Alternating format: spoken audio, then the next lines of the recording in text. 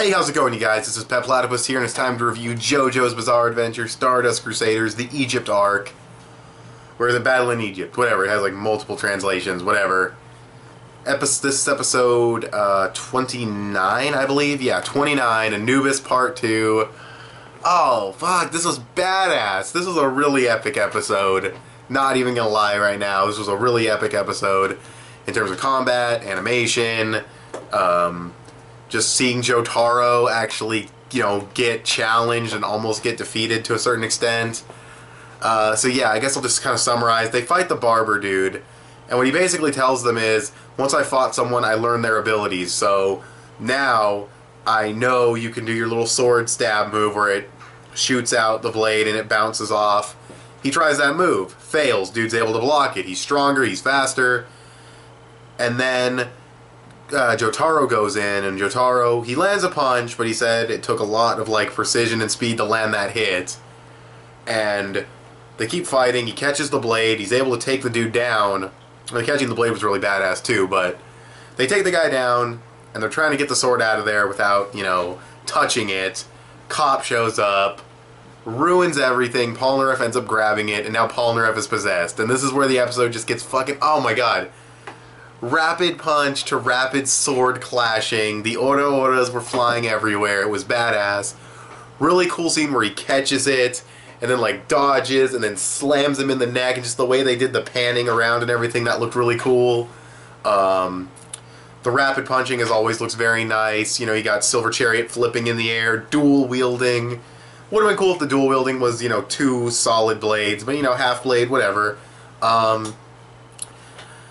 And yeah, this is the first time Jotaro has struggled this much in a fight. He even says, I've never been this tired after a fight. And he had to go absolutely all out to do this, and he breaks the blade with the punches. It was just fucking sick as fuck, dude. It was so epic. And, yeah, he even does Star Finger. He does everything he's learned up to this point. And it's barely enough to beat this guy without hurting Polnareff. And I just think it's really cool. It shows that these new, stand users, these 9 Egyptian gods, are not to be fucked with, except for Oingo and Boingo with their little book. Those guys, no, they were shitty, but they were funny, but they were shitty. These other stand users, fucking Endul with his fucking Geb and Anubis, these are not to be fucked with. These are severely powerful stands. So yeah, and even Anubis even says, the world Dio stand is way too much for me. That's crazy hype. So yeah, I like seeing Jotaro get challenged. It really shows the threat of not just Anubis, but these, 9 gods. Story progression, we wrapped up this fight, and that was good. So now we'll move on to, another stand user. It looks like it's going to be a chick. Based on the preview, it looks like Joseph Joestar might be getting a fight, or he'll play a big role. That's cool. He hasn't had, a big role in a stand user fight since the Empress. Again, another chick. That's kind of weird, but whatever. Yeah, also there was this comedy stuff with Anubis where this kid picks him up and he starts posing and shit. And also Anubis explains why he doesn't have a stand user. He had one. He was bonded to a sword and the stand user died, and he now became an independent stand. I guess that's okay. It's kind of weird. But maybe if it's because he's bonded to something, I'm not really sure.